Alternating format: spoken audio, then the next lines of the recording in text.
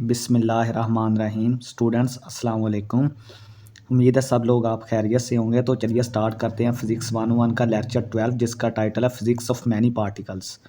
Until now we have studied the motion and properties of one particle or body consisting of it. But now we study system of particles in this lecture. ठीक है, जितने भी बच्चों अभी तक हमने lectures पढ़े हैं उसमें हमने सिंगल पार्टिकल या जो सिंगल पार्टिकल के मुश्किल जो बॉडी होती है ना उसको स्टडी किया, उसकी मोशन को स्टडी किया है, उसकी प्रॉपर्टीज़ को स्टडी किया है। लेकिन इस लेक्चर में हम पढ़ेंगे कि जो बॉडी ज़्यादा पार्टिकल्स पे मुश्तमिल होगी तो उसकी मोशन या उसकी करैक्टरिस्टिक प्रॉपर्टीज़ क्या होंगी। ठीक है, तो चलिए स्टार्ट करते हैं। सेंटर ऑफ मास सबसे पहले, ठीक है। The centre of mass of a system of particles is the point where the entire mass of system can be considered to be concentrated for the purpose of describing motion. ठीक है, centre of मास किसी system of particles का वो point होता है जहाँ पर उसका सारा जो मास है ना वो कंसनट्रेट होता है, मरकूज होता है। ठीक है, एक पॉइंट होता है, वो बॉडी के अंदर भी हो सकता है और बाहर भी हो सकता है। ठीक है, जहाँ पर उसका सारे का सारा मास जो है ना वो कंसनट्रेट होता है या मरकूज होता है। ठीक है, तो हम उसकी बुनियाद पर वो एक नुक्ते की मानिंद होता है। ठीक है, तो हम उसको एक एज ए पार्टिकल ले सकते हैं। ठीक है, फिर उसकी मोशन जो है वो हम एज अ सेम वे जो हम सिंगल पार्टिकल वाली बॉडी को हम डिस्क्राइब करते हैं। ठीक है, उसी हम तरह जो है उसकी मोशन और प्रॉपर्टीज़ को भी जो है हम कर सकते हैं डिस्क्राइब। ठीक है, तो हम अब देखते हैं कि सेंटर ऑफ मास का फार्मूला क्या होता है। ठीक है, हमारे पास दो मासेस हैं m1 m2। ठीक है, इनके पोजीशन वेक्टर्स हैं r1 r2। ठीक है, ओरिजिन से पोजीशन वेक्टर्स का आपको पता है कि वो वेक्टर जो किसी पॉइंट की पोजीशन बताता है फ्रॉम ओरिजिन।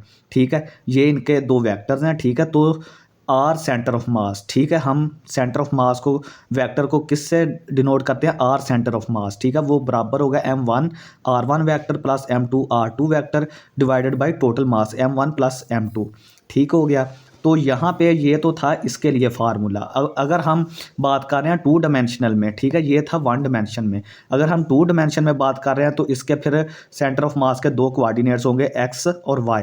ठीक है, वो m1 x1 plus m2 x2 बटा total mass, m1 y1 plus m2 y2 बटा टोटल मास। ठीक है, यानी कि उसके x1 x2 y1 y2 जो कोऑर्डिनेट्स होंगे हम उनको लेकर सेम उसी वे में जो है सेंटर ऑफ मास कैलकुलेट करेंगे जैसे हमने सिंगल डायमेंशन में किया था।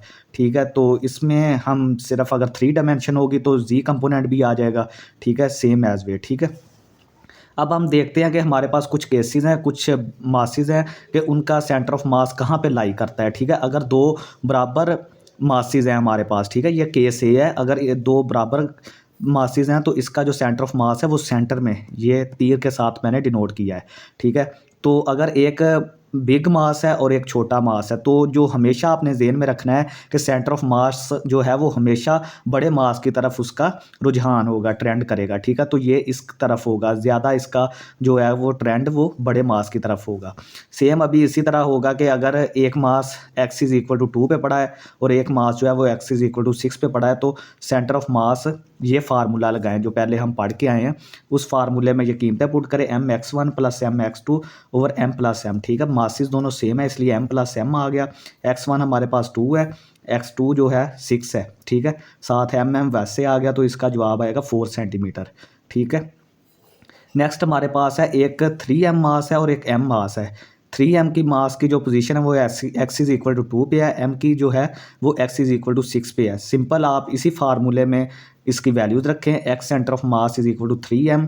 ठीक है, x1 plus m x2 over 3m plus m। ठीक है, यहाँ पे 3m है, यहाँ पे m है तो 3m प्लस m, तो इसकी जो वैल्यू होगी वो हमारे पास 3 सेंटीमीटर होगी। ठीक है, यहाँ पे इसका जो सेंटर ऑफ मास है वो कंसंट्रेट करेगा, ये पॉइंट इसका सेंटर ऑफ मास होगा। ठीक है, नेक्स्ट हमारे पास ये कैलकुलेशन आप देख लीजिएगा। ठीक है, अगर हमारे पास ये तो थे 2 या 3 मासेस। ठीक है, अगर हमारे पास n मासेस हों, ठीक है, तो हमारे पास क्या फार्मूला होगा, ये फार्मूला सेम जो है वो हमारे लिए n मासेस के लिए भी ट्रू होगा।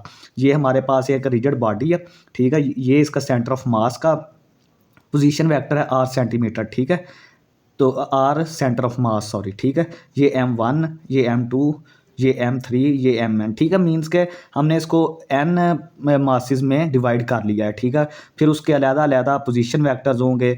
ये आर सेंटर ऑफ मास जो है वो सेंटर ऑफ मास का पोजीशन वेक्टर है, तो ये सेम उसी तरीके से r centre of mass is equal to m1 r1 ठीक है, प्लस M2R2 प्लस यहाँ पे भी प्लस आ जाएगा, ठीक है, प्लस MnRn, ठीक है, डिवाइडेड बाय टोटल मास, ठीक है, R सेंटर ऑफ मास बराबर आ जाएगा 1/m। ये टोटल मास जो था इसको हमने कैपिटल M बोल दिया, इसको हम बाहर निकाल लेंगे और ये चीज़ जो है वो MnRn बन जाएगी। ये टोटल जो सम है ना हमने उसको इकट्ठा करके लिख लिया है, n is equal to 1 to n, ठीक है। जो स्मॉल n होगा वो 1 से n तक जाएगा। अगर आप इसको खोलेंगे तो ये वही दोबारा ऊपर वाली चीज़ बन जाएगी, ठीक है। तो ये चीज़ हमारे पास आ जाएगी, कैपिटल M को हमने बाहर निकाल लिया और ये चीज़ जो है वो हमारे पास आ जाएगी। It works for all dimension, ठीक है, और ये सारी 1 2 3 सब डायमेंशन के लिए ये फार्मूला काबिल कबूल है, ठीक है, ट्रू है हमारे पास। For symmetric object centre of mass is easy to guess, ठीक है। अगर हमारे पास कोई ऑब्जेक्ट जो है वो सिमेट्रिक है, जैसे कोई स्टार है तो इसका सेंटर ऑफ मास ये होगा, अगर कोई सिलेंडर है उसका सेंटर ऑफ मास ये होगा, लेकिन शर्त यह है कि इसका मास जो है वो मटेरियल जो है वो यूनिफॉर्म होना चाहिए। ये नहीं है कि यहाँ पे कुछ हो यहाँ पे कुछ हो, हर जगह पे सेम होना चाहिए। अगर कोई स्फीयर है तो उसका सेंटर ऑफ मास भी सेंटर में होगा। तो स्टूडेंट्स अब हम इसको न्यूटन के जो सेकंड लॉ है उससे भी हम वेरीफाई करने की कोशिश करते हैं। तो हमारे पास जो वेक्टर था आर सेंटर ऑफ मास, ठीक है, अगर हम उसको टाइम डेरिवेटिव लें यानी d/dt लें तो हमारे पास वेलोसिटी आ जाती है, ठीक है। हमने पढ़ा है कि आर का जो डेरिवेटिव होता है वो वेलोसिटी होता है, ठीक है। तो हमारे पास क्या होगा, ये चीज़ यहाँ पे आ जाएगी 1/m, वैसे ही आ जाएगा समेशन MnVn, ठीक है। क्योंकि यहाँ पे आर था ना पहले, यहाँ पे फार्मूला जो हमने पीछे ड्राइव किया है, तो जब हम उसका डेरिवेटिव लेंगे आर का तो वो यहाँ पे Vn आ जाएगा। ये आपने ज़हन में रखना है कि यानी dr/dt बराबर किसके होगा, Vn के, ठीक है। ये आपने चीज़ ज़हन में रखनी है, यहाँ Vn इसलिए आया है, ठीक है। नेक्स्ट हमारे पास ये है कि अगर हम वेलोसिटी का टाइम डेरिवेटिव लेते हैं तो वो हमारे पास एक्सेलरेशन आता है। तो हमने यहाँ पे वेलोसिटी का डेरिवेटिव लिया तो एक्सेलरेशन आ गया, तो हमारे पास 1/m समेशन Mn an, यहाँ पे an, ठीक है, एक्सेलरेशन आ गया। सिंपल हमने v का जो है वो डेरिवेटिव लिया, बाकी सारी चीज़ें कांस्टेंट हैं, ठीक है। तो इस वजह से सिर्फ इस चीज़ का डेरिवेटिव हमारे पास, मास जो है वो हमेशा कांस्टेंट रहता है, ये आपने ज़हन में रखना है, ठीक है। नेक्स्ट हमारे पास क्या होगा कि ये m जो है ना ये हम उठा के उधर ले जाएंगे, ma सेंटर ऑफ मास, ठीक है, ये m उससे मल्टीप्लाई हो जाएगा समेशन Fn, ठीक है। यहाँ पे हमें पता है कि ma किसके बराबर होता है, f है, f के बराबर होता है न्यूटन के सेकंड लॉ जो है F is equal to ma, ठीक है। ये Fn उस जगह से आया है, Fn का मतलब है कि टोटल फोर्सेस, ठीक है, जो n मासेस पे अमल कर रही हैं, ठीक है। तो फोर्सेस भी दो किस्म की, एक्सटर्नल और इंटरनल। इंटरनल फोर्सेस ज़ीरो हो जाती हैं, वो मैंने आपको बताया था कि जितनी एक पार्टिकल लगा रहा है उतनी दूसरी पार्टिकल भी लगा रहा है, तो वो एक दूसरे के उल्ट सिमत में होती हैं, तो इस तरह वो उनका सम जो है वो ज़ीरो हो जाता है। तो एफ़ इंटरनल जो है वो ज़ीरो आ जाएगा, तो हमारे पास सिर्फ एफ़ एक्सटर्नल होगा जो कि हमारे पास ma सेंटर ऑफ मास के बराबर आ जाएगा। So in centre of mass exactly move like whole mass is concentrated on it, ठीक है। सेंटर ऑफ मास की मोशन जो है वो हमारे पास इसी तरह होगी कि जैसे जो सारा मास है वो उसी पॉइंट पे कंसनट्रेट कर रहा है, सेंटर ऑफ मास पे कंसनट्रेट कर रहा है, ठीक है। नेक्स्ट हमारे पास एक एग्जांपल है कि the centre of mass for a combination of objects is the average centre of mass location of the objects, ठीक है। अगर हमारे पास दो ऑब्जेक्ट्स हैं, ठीक है, तो उनका जो सेंटर ऑफ मास होगा वो उनका एवरेज होगा। आप पहले एक ऑब्जेक्ट का सेंटर ऑफ मास निकालें, फिर दूसरी का सेंटर ऑफ मास निकालें। ये देखें दो ऑब्जेक्ट्स हैं, एक ये है एक ये है, इसका सेंटर ऑफ मास इस जगह पे है, इसका सेंटर ऑफ मास इस जगह पे है, तो टोटल जो सेंटर ऑफ मास होगा दोनों का वो यहाँ पे इनके सेंटर में कहीं होगा, ठीक है। उनका एवरेज होगा, दोनों का सम होगा, ठीक है, एवरेज होगा। तो नोट है हमारे पास, centre of mass can lie outside the object, ठीक है। ये इसकी एक मिसाल है कि सेंटर ऑफ मास जो है वो आउटसाइड भी हो सकता है, ठीक है। ये अभी ऑब्जेक्ट्स यहाँ पे हैं लेकिन सेंटर ऑफ मास इसका यहाँ पे बनता है, ठीक है। नेक्स्ट हमारे पास टॉपिक है rotational energy of rigid bodies, ठीक है। Rotational energy of rigid bodies क्या होती हैं, सबसे पहले हम देखेंगे कि रिजिड बॉडी क्या होती है। रिजिड बॉडी एक ऐसी बॉडी होती है कि अगर हम उस पर कोई एक्सटर्नल फोर्स लगाते हैं तो वो डी फॉर्म नहीं होती, डी शेप नहीं होती, मीन्स के उसके जो मालिक्यूल्स या एटम्स हैं उनके दरमियान जो डिस्टेंस है वो सेम रहता है, चेंज नहीं होता। Its shape and size remain unchange, ठीक है, उसका साइज़ भी नहीं चेंज होता, शेप भी नहीं चेंज होती, क्योंकि वो एक सख्त बॉडी होती है, रिजिड बॉडी होती है, तो उसके दरमियान जो पार्टिकल्स होते हैं वो बहुत करीब करीब जुड़े होते हैं, उनको फोर्स के ज़रिए से कोई भी असर नहीं होता, ठीक है। तो नेक्स्ट हमारे पास है टोटल काइनेटिक एनर्जी, ठीक है। यहाँ पे हम देखेंगे कि जो हमने वो मासेस जो बॉडी थी रिजिड बॉडी, हमने उसको स्मॉल मासेस में डिवाइड किया, तो हर मास की जो है वो एक काइनेटिक एनर्जी होगी, ठीक है। तो हम उसको देखते हैं, टोटल काइनेटिक एनर्जी किसके बराबर होगी, m1 की, m2 की, m3 की एंड सो ऑन। ठीक हो गया। यहाँ पे m1 के लिए ये होगी, m2 के लिए ये होगी, m3 के लिए ये होगी। अब हमने पढ़ा है कि v is equal to r omega, ठीक है। ये बॉडी रोटेशनल एनर्जी हम मालूम कर रहे हैं, तो मीन्स के कोई बॉडी जो है वो घूम रही है, रोटेट कर रही है, ठीक है। तो उसका जो हर मास होगा, हर पार्टिकल होगा, वो एक सेम रोटेशनल वेलोसिटी से मूव करेगा, जिसको हम ओमेगा बोलते हैं। यानी कि इन सब में ओमेगा जो है वो सेम होगा, ठीक है। तो v is equal to r omega यहाँ पे पुट करें सब में, ठीक है। m1 वैसे ही आ गया, v1 की जब कीमत रखी r1 स्क्वायर साथ ओमेगा, m2 r स्क्वायर, ठीक है, r2 r square omega square. ये इस तरह मतलब चलता जाएगा। यहाँ पे आपने v1 की जगह पे r1 ओमेगा, v2 की जगह पे r2 omega and so on, ठीक है। तो हमारे पास क्या होगा यहाँ पे के टोटल काइनेटिक एनर्जी 1/2 ऐसे ही आ गया। तो यहाँ पे जो एम आई और आई आर आई, ठीक है, हमने इसको कंसाइज समेशन शेप में लिख दिया, ठीक है। आई हमारा 1 से n तक जाएगा, ओमेगा स्क्वायर को बाहर ही रहने दिया और सब में से ओमेगा स्क्वायर कॉमन लेके ये चीज़ जो है एम आई आर आई, ठीक है। अब इसको हमने कंसाइज कर दिया, समेशन शेप में लिख दिया है, ठीक है। तो आई हमारा 1 से n तक जाएगा, ठीक है। तो ये जो चीज़ है ना ब्रैकेट के अंदर, इसको हमने मूवमेंट ऑफ इनर्शिया या आई बोल दिया है, ठीक है।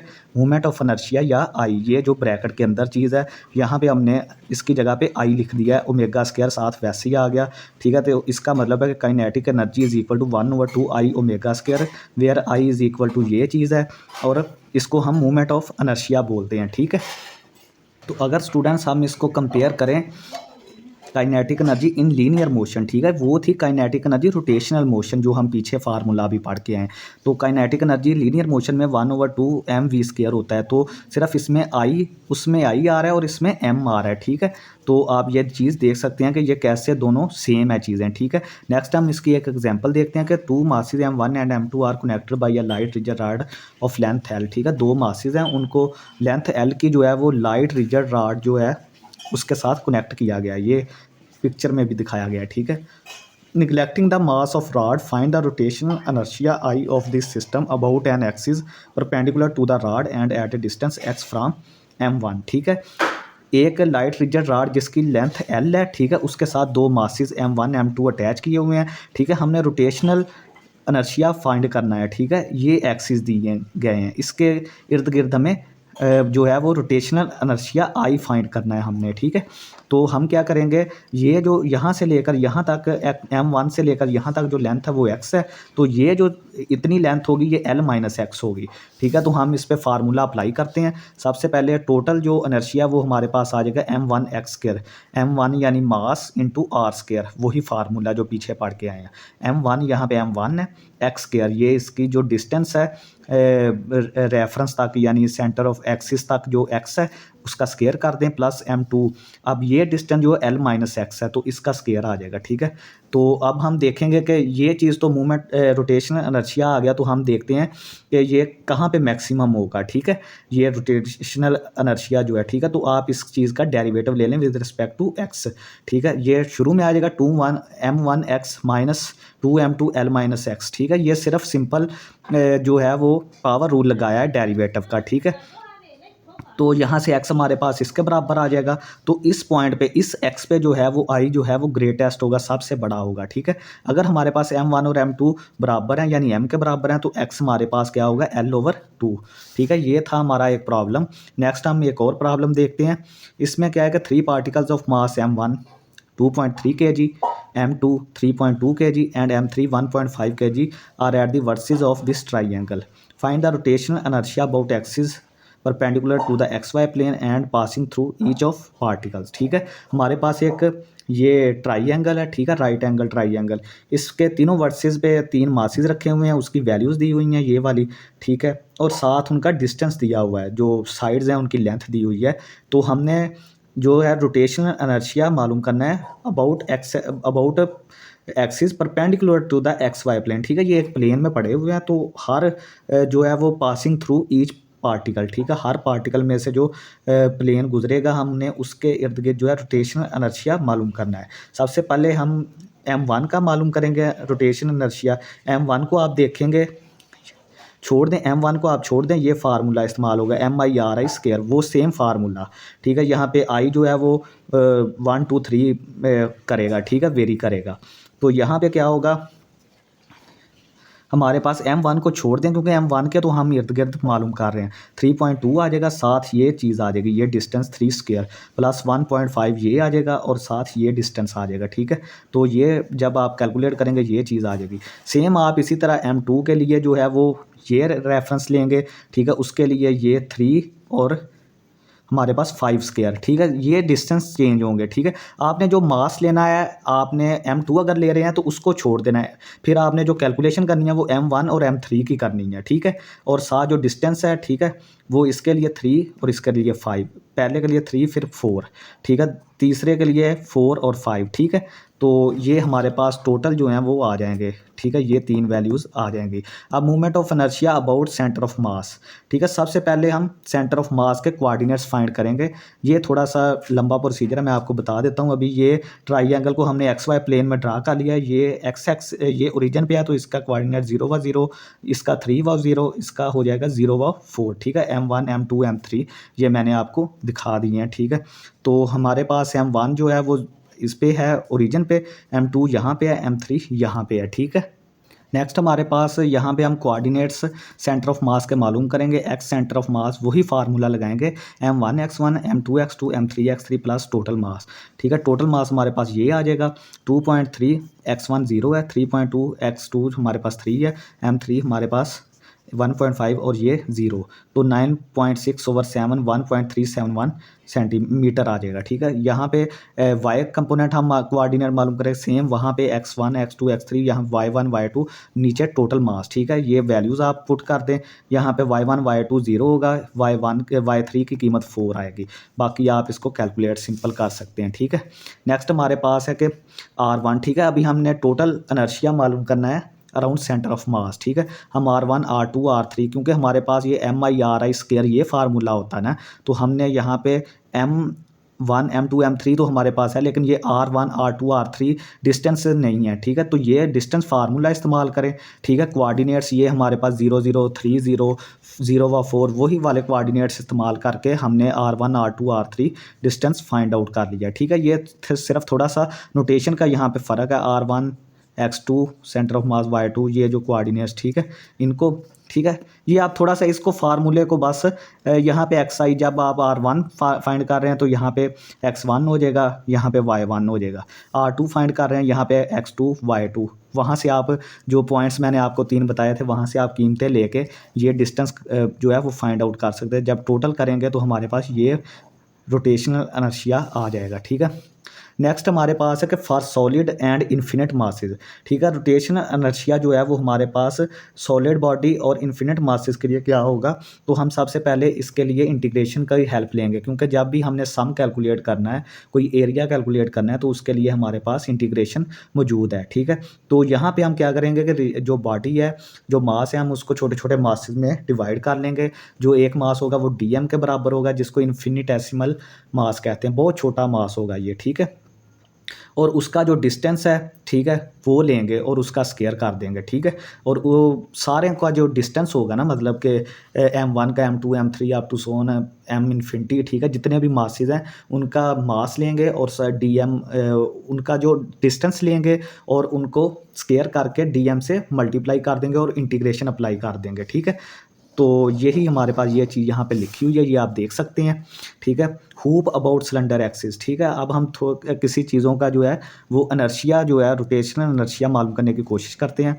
तो हमारे पास एक हूप है, ठीक है, ये अंदर से खाली है, लेकिन इसका जो मास है ना वो इस रिम पे है सारा, ठीक है। और सेंटर से इसका जो डिस्टेंस है वो R है, ठीक है, ये आप ज़हन में रखें। और ये यूनिफॉर्म मास यहाँ पे बिखरा पड़ा है, यहाँ पे इसके रिम पे, ठीक है, अंदर कोई मास नहीं है। तो हम फार्मूला लगाएंगे, यहाँ पे R² जो है वो कांस्टेंट है, क्योंकि यहाँ से लेकर यहाँ, यहाँ से लेकर यहाँ सारा फासला जो है वो सेम है, ठीक है। तो R² कांस्टेंट बाहर आ गया, DM की हमने इंटीग्रेशन की, वो कैपिटल M आ गया, तो MR² हमारे पास फार्मूला आ गया।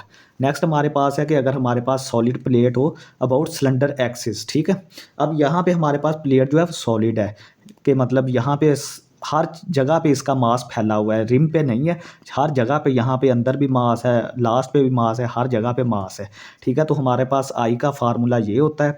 तो यहाँ पे हम डेंसिटी इसकी देखेंगे जो हमारे पास मास ओवर एरिया होती है, ठीक है। तो हम इसको सबसे पहले छोटे छोटे जो है वो स्लाइसेस में काट लेंगे, इन्फिनिट स्लाइसेस में, ठीक है। उसकी एक की जो डिस्टेंस है, डेंसिटी है, वो हम कैलकुलेट करेंगे D M over D A, ठीक है। यहाँ पे डी एम वैसे ही आ गया, डी ए मतलब एरिया। तो 2 पाई आर, एक जो रिंग होगा उसका 2 पाई आर सर्कमफेरेंस, ठीक है, और उसका इन्फिनिटेसिमल जो है रेडियस होगा, ठीक है, डी आर जो साथ है। तो यहाँ से हम we divide it into rings, ठीक है, ये मैंने आपको बता दिया है। उसका मास जो है वो डीएम होगा, हर रिंग का मास डीएम होगा। और डीएम हमारे पास क्या होगा, ये डीएम इधर ही रहेगा, ये उठा के उधर ले जाएं, ये रो नाट से मल्टीप्लाई हो जाएगा, ठीक है। तो हम इसको 0 से लेकर आर तक इंटीग्रेशन करेंगे इस चीज़ को, ठीक है। सिंपल चीज़ है, बस 2 पाई और रो नाट जो है वो कांस्टेंट है, ये चीज़ बाहर आ जाएगी। आर की 3 डी आर जो है इसकी इंटीग्रेशन आर की 4/4 आ जाएगी। इसको 0 से लेकर आर तक इंटीग्रेट करेंगे तो ये फार्मूला हमारे पास आ जाएगा, ठीक है। सॉलिड सिलेंडर और डिस्क अबाउट एक्सिस, ठीक है, इसका जो है वो हमारे पास इनर्शिया वो 1/2 mr स्क्वायर आ जाएगा, ठीक है। ये आप चीज़ ध्यान में रख। तो स्टूडेंट्स नेक्स्ट हमारे पास rectangular plate about central axis, उसका हमारे पास rotational inertia 1/2 m into a square plus B square, ठीक है। ये आप कैलकुलेट कर सकते हैं, चीज़ों को देख सकते हैं। अभी लेक्चर बहुत ज़्यादा लंबा हो रहा है, ठीक है। हम नेक्स्ट लेक्चर चलते हैं। ये MCQs के हवाले से आप लोग याद रखें।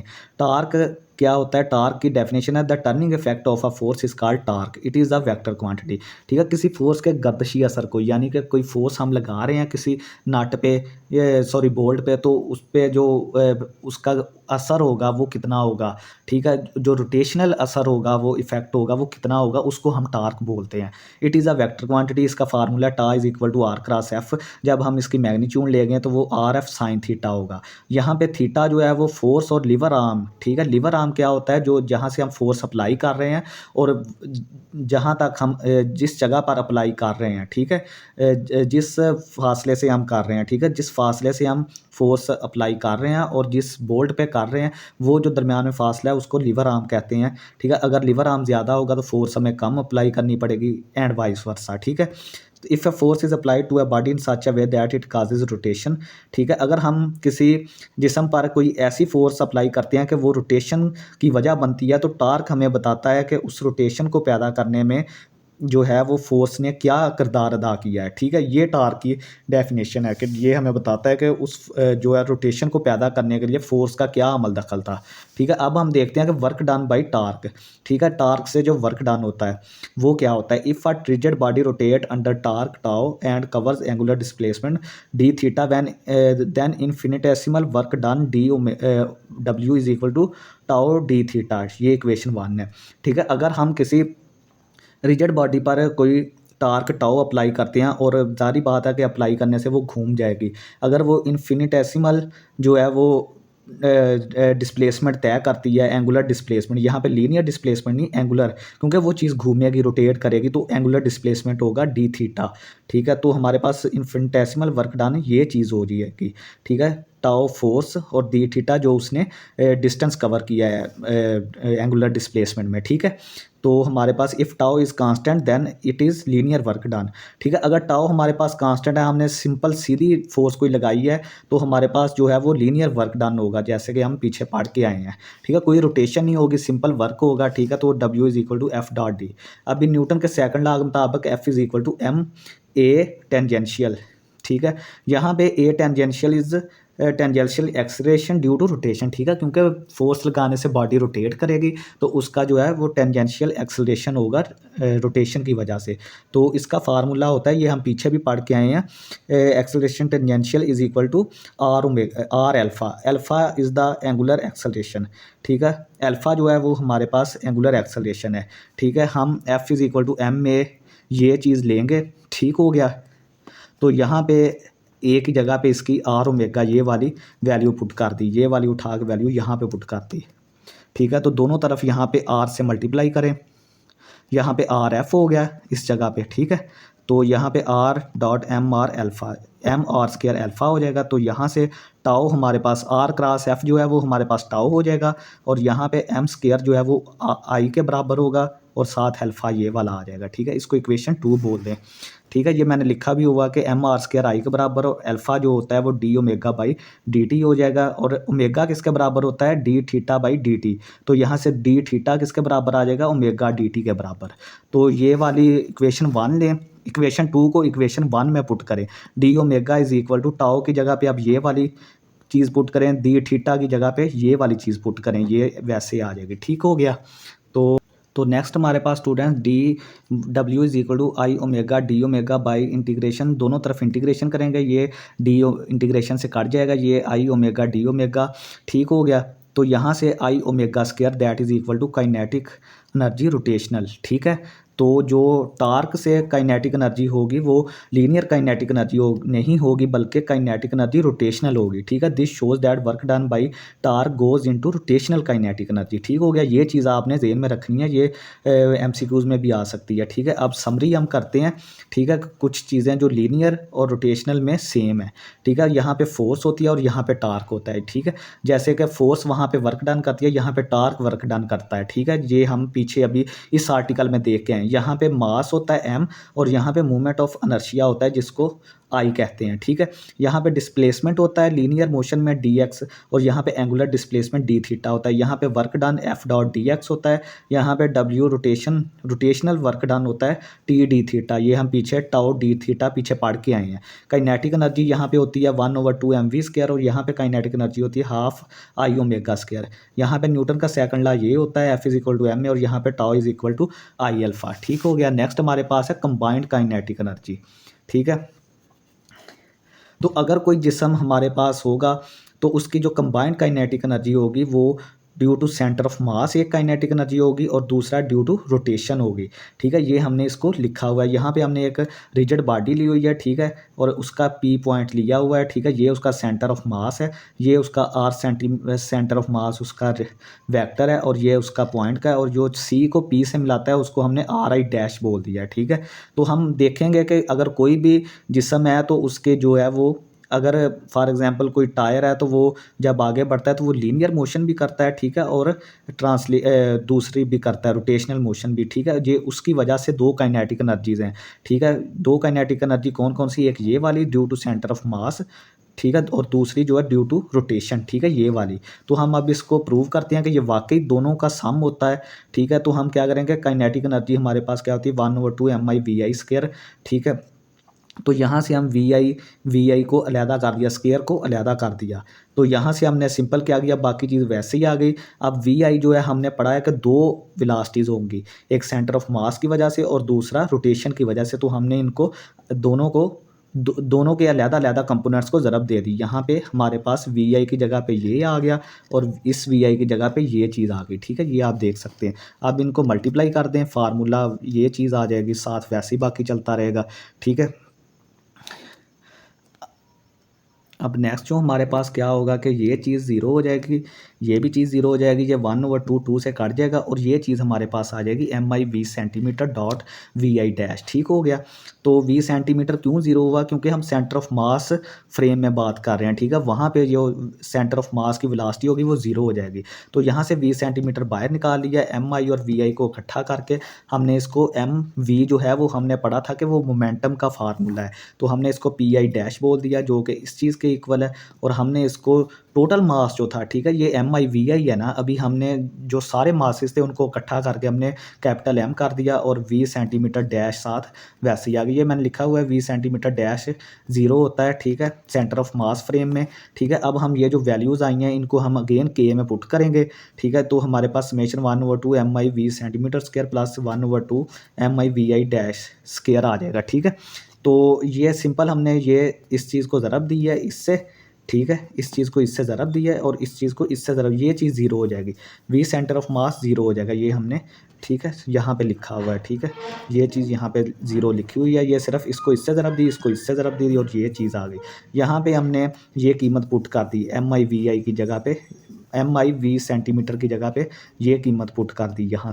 यहाँ से क्या किया कि वी आई की जगह पे हमने आर आई ओमेगा ठीक है, आर आई ओमेगा रख दिया और उसका स्केयर खोल दिया। ठीक है, तो ये चीज़ इतनी जो थी, ये वाली चीज़ जो है उसको हमने आई बोला था, आई सेंटीमीटर से, आई सेंटर ऑफ मास आ जाएगा, साथ ओमेगा स्केयर, तो के हमारे पास इसके बराबर आ जाएगा। ये फार्मूला आपने ज़हन में रख। तो नेक्स्ट हमारे पास है रोलिंग विदाउट स्लिपिंग। ठीक है, ये हमारे पास एक टायर है, इसका पॉइंट बी जो है वो ज़मीन के साथ टच है, और ये जो सेंटर ऑफ मास है इसका, ये वाला, इसकी velocity v centre of mass है, और इसका जो अपर पोर्शन है वो double v centre of mass के साथ मूव कर रहा है। ठीक है, तो हमने v centre of mass is equal to r omega पढ़ा हुआ है। ठीक है, तो ये वही वाला पीछे वाला जो सम ऑफ काइनेटिक एनर्जीज, ठीक है, जो पीछे पढ़ के आए हैं, सिंपल हमने उसमें जो है क्या किया है कि ओमेगा की वैल्यू जो है वो यहाँ से निकाल के ओमेगा बराबर आ जाएगा 20 सेंटीमीटर ओवर आर, इसका स्केयर ये वाला हमने पुट की है। ठीक है, तो हमारे पास ये चीज़ आ जाएगी, तो ये चीज़ आ गई। ठीक है, नेक्स्ट हमारे पास एक और न्यूमेरिकल है कि एक हुप है, हमने उसको एक ढलवान से गिराया है, थीटा एंगल है उस ढलवान का। ठीक है, लेंथ एल है। ठीक है, तो हमने उसको स्पीड मालूम करनी है कि वो जब नीचे पहुंचती है तो किस स्पीड से नीचे गिरेगी। तो इसके लिए भी हमने वही चीज़, टॉप पे उसकी पोटेंशियल एनर्जी थी और नीचे सिर्फ जाते हुए उसकी काइनेटिक एनर्जी रह जाती है। ठीक है, तो ये चीज़ हमने, ये फार्मूले पढ़े हुए हैं दो। ठीक है, तो ये किसके इक्वल है, एम जी एच, क्योंकि ऊपर का पोटेंशियल एनर्जी थी तो वो किसके किसके बराबर होगी, काइनेटिक एनर्जी का, पोटेंशियल एनर्जी बराबर काइनेटिक एनर्जी। तो यहाँ पे सिंपल हमने हुप का जो इनर्शिया है, ठीक है, रोटेशन इनर्शिया जो हमने पीछे अखज़ किया था, ठीक है, वो रखा, और ओमेगा स्केयर की वैल्यू रखी यहाँ पे। ठीक है, सिंपल हमने क्या किया कि हुप का जो वो रखा रोटेशनल इनर्शिया, बाकी सारी चीज़ें वैसे आ गई, और ओमेगा की जगह पे ये वाली वैल्यू जो है वो रखी है। ठीक है, तो ये वाली आप इसमें थोड़ी सी देख सकते हैं कि यहाँ पे एलसीएम लिया है, थोड़ा सा कटिंग की है ये वाली आर स्केयर से। ठीक है, और एम से इस तरफ जा कट गया, तो आप थोड़ा सा 20 सेंटीमीटर जो है यहाँ से, फिर बाद में स्केयर रूल लिया, ये इस तरह आ गया। ठीक है, 3/4 उस तरफ जाके 4/3 हो गया। ये थोड़ी सी कैलकुलेशन मैंने की हुई है, आप देख सकते हैं यहाँ पे, इसको समझ लीजिएगा बस। तो ये था स्टूडेंट्स आज का लेक्चर, थोड़ा सा लेक्चर लंबा हो गया है, काफ़ी लंबा था लेक्चर ये, तो उम्मीद है आपको समझ आया होगा। हमें कमेंट सेक्शन में लाजमी कमेंट करें। ठीक है, तो आपसे यही इल्तमास है कि हमारे जो चैनल है उनको शेयर करें उसको दोस्तों में। ठीक है, और लाइक करें वीडियोस को, और बाकी जो है सब्सक्राइब करें और बेल आइकन को लाजमी प्रेस कर लें। ठीक है, बहुत शुक्रिया स्टूडेंट्स, अल्लाह हाफिज़।